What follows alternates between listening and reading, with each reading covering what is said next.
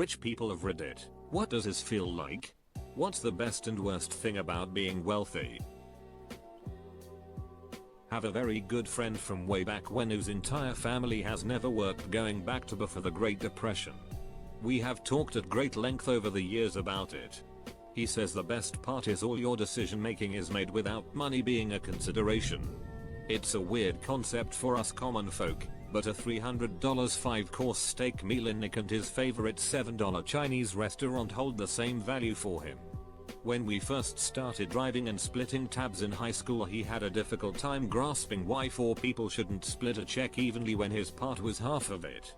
He wasn't trying to be a jerk, it was just completely foreign to him and had to be learned way too late in life. He says the worst part is what I discussed above, a disconnected feeling with the majority of all of us. Every summer his family would go on extravagant trips all over the world, while the rest of us would hang out and play pool or video games.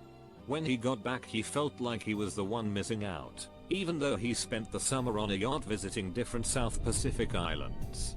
He is a good guy though, and now that we are older he has found a great happy medium, working a job for fun while always being generous enough to pick up most tabs. My mother used to have a millionaire boyfriend. We moved into his house. Life was pretty great, lots of vacations, free stuff. But life always finds a middle way, for normal people, on your emotional level. You can't have happiness without pain. Having a lot of money is normal, you find other things to be sad about. They broke up. I still feel the same without all the money, gifts and stuff. The feeling of wanting something, money, is stronger than actually having something, I believe. I'm affluent, but not rich. My friend is rich, so I get to see a front row seat. The best thing is he can do anything he wants, whenever he wants. But interestingly he's put limits on himself, settled down, purchases a normal sized, but very nice, house, and had kids. So he is tied down a lot more. The worst thing is that all motivation to do things must come internally.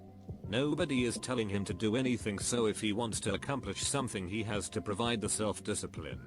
Also, he is very generous, but has a weird attitude towards money. I've seen so-called friends assume he'll just pay for something because he can afford it. He doesn't, and that cools a friendship pretty quickly. I think the reason we are so close is I've never asked him for anything financially. Yes, he'll pick up the dinner tab more often than me, but I take my turn. Probably every third time, but I never expect it. And I treat him like a person, not a bank. I had a long run of $300 K plus per year, and now far less, so I have perspective from both sides. The upside is of course having nice things, fun trips, handling big expenses like kids' college, all without falling into debt. The downside is that I created a lifestyle that was expensive to keep up, and there was always stress about money. My income was not consistent, more sporadic large amounts. I worried about money as much then as I do now. All that's changed is the amounts.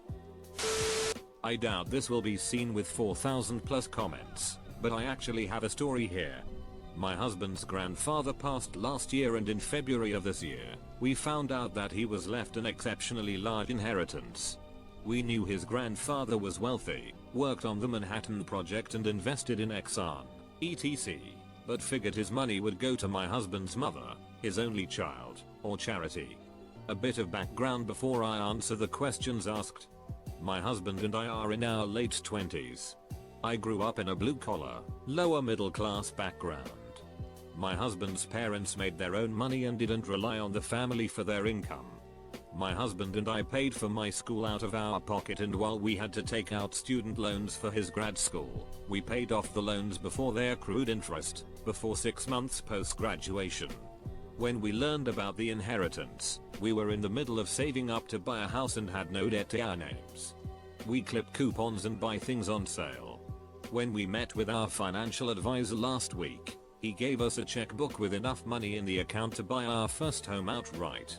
It feels very strange to know that I don't have to worry about money. I still feel embarrassed when I buy treats for myself. I have bought one pumpkin spice latte this year. Yes, white girl in my 20s here. No yoga pants at the moment, though. The worst thing is worrying that people will find out. My family doesn't know. They just know that I have a very good paying job and that my husband and I are fantastic at budgeting. Everyone expects a payout when they know you have something.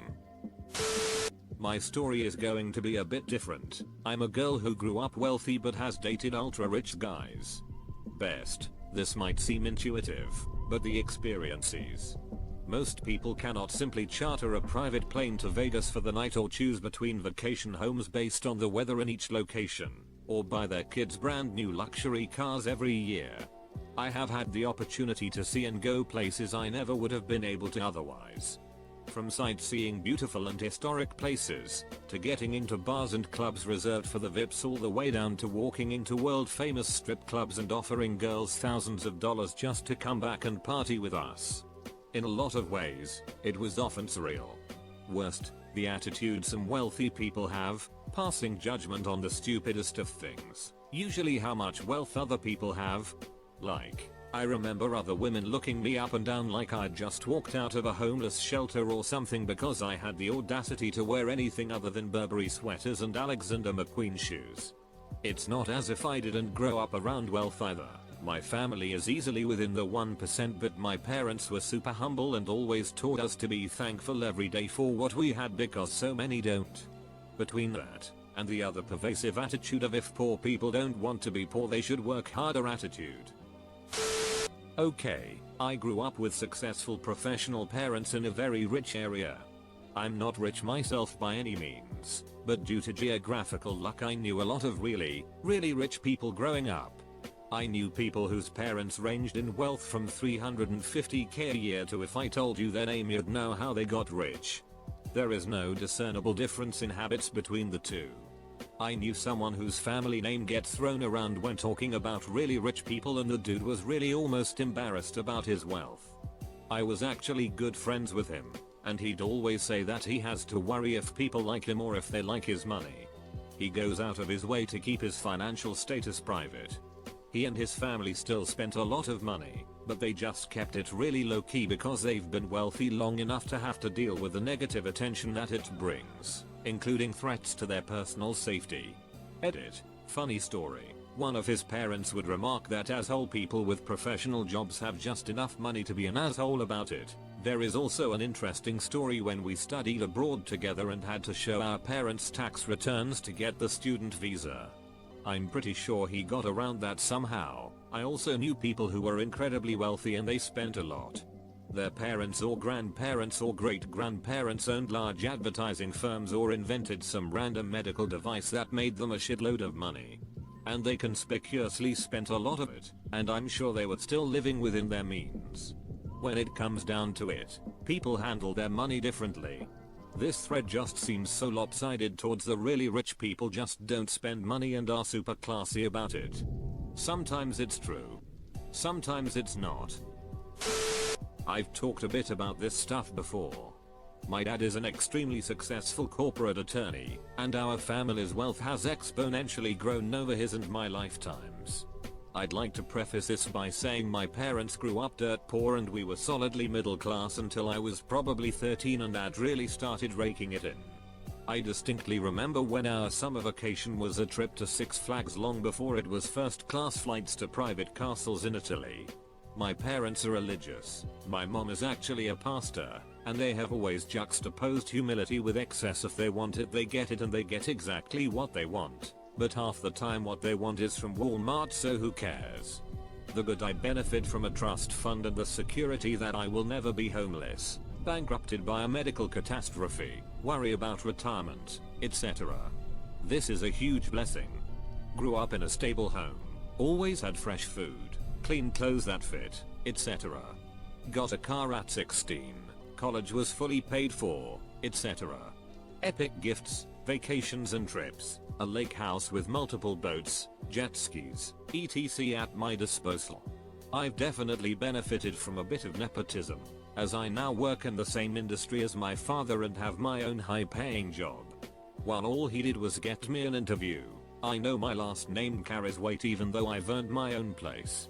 The bad growing up dad would often travel for business, and sometimes was gone for weeks at a time.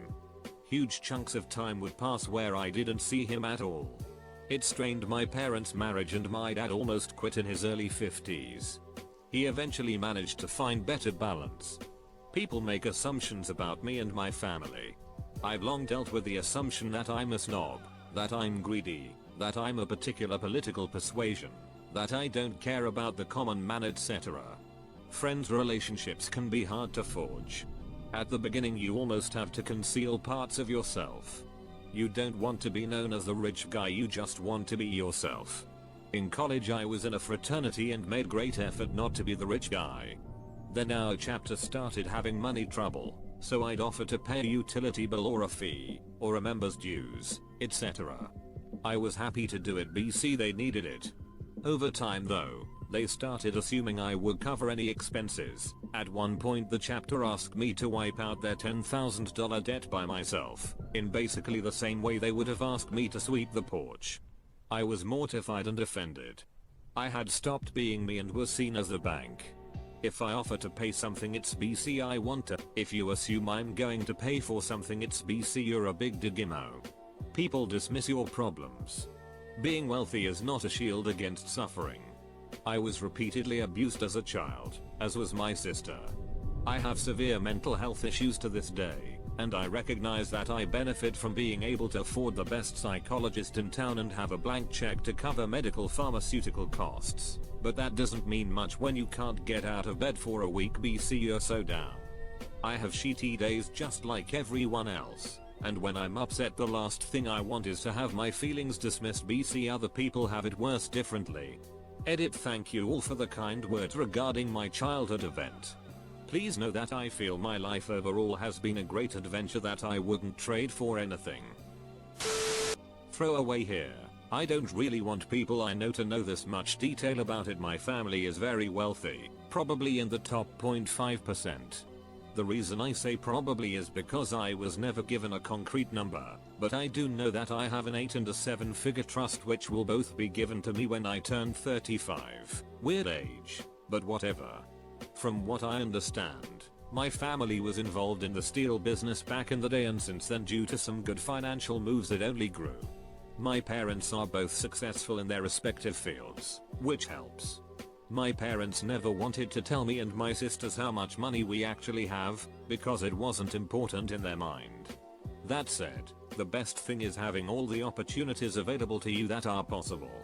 I am fortunate to study at a top 10 university, which will open doors for me to make my own life and not have to use my family's money unless I hit a bad time. My parents raised us making sure that we'd know how to work hard, and always were sure to make us work for the things we wanted. In high school I worked at a restaurant to make all my money. My parents refused to give me or my sisters much except for maybe free movie tickets here and there. I hated it at the time, but I'm really thankful for it now. Another great part about it is not having to worry about money. Not in the sense of, oh, I'm going to buy this $1,000 trillion shirt because I like it and price isn't a thing, but more in the way that I know if things don't work out at some point for me, I have money to fall back on so I can live comfortably while I sort things out.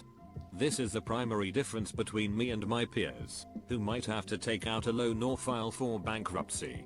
That said, I live the same lifestyle as all my friends no matter how much they make, simply because I had to make all my own money so I don't have a plethora of it to throw away. The worst part is the guilt people make you feel if when they find out how much money you have, as if it's something you can control, should be ashamed of. There also seems to be this misconception that rich kids aren't motivated to work, which I hate. For this reason I never really tell people I know about my family in too much detail. Only my close friends really know, but they don't really bring it up because they know it's a touchy subject for me.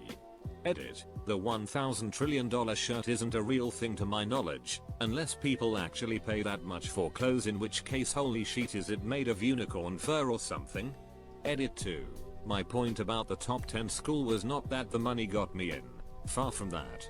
I worked my ass off in high school, public school. Worth mentioning, my parents are huge supporters of the public school system and basically told me I could choose where I went to college or where I went to high school, not both. I had good grades and test scores, But the money helped in that I have no student loans and don't have to worry about the financial burden going to an expensive school has on my family. Also, no, I'm not a Carnegie. We're rich but not that rich. A TV show that aired recently here in the UK, John Richardson Grows Up, covered the subject of money recently, both those who have it, such as the kids of a British billionaire, and those who choose to live off-grid. The son of the billionaire wasn't coping well with it at all, as he felt he'd not earned the wealth he'd inherited, and spent his days in his room surfing Facebook. However, a lottery winner, who'd not exactly earned it either, summed it up quite well by saying money doesn't bring you happiness, but it's easier to be unhappy and rich than it is to be unhappy and poor. If you've not seen the show, then it's worth watching. So, I'm not never work again rich, but I graduated with a master's with zero debt, and am finishing up another one, and do pretty well. I'm also marrying a guy that does better than me by a bit, and I'd say we're in the top 10% of the US. Neither of us work full time, or have kids, and plan to keep it that way. That said, I will purposely avoid an income that gets too high because, frankly, rich people are not ones I jive with. I'm a farm girl by heart, and money actually decreases happiness after a certain point. If you want my answer, it is, the best thing about being well off is freedom. Glasses break, phone is crapping out, want a new video game? I don't worry about that stuff, really. I can take a dance class, travel a bit, and pursue my hobbies without logistical worry. When you're poor, as I was raised farm family with 7 kids, everything becomes a crisis. Your kid ruined her pants playing in the dirt, meat is expensive this week, the field trip is coming up. All of those things are genuine sources of strain. The difference between what you worry about within those two realities is just not comparable. Another benefit, social legitimacy. Being well off, coupled with being a woman, I can literally go anywhere and do anything and not be questioned. I can't explain this part, since, allegedly, female privilege doesn't exist, but it really does. No one questions me, people usually help me, I'm comfortable asking for help, that is, comparatively, an even bigger leg up than wealth. I have connections that many people don't. TLDR, people who say that money doesn't buy happiness are wrong. It definitely does, up to a point.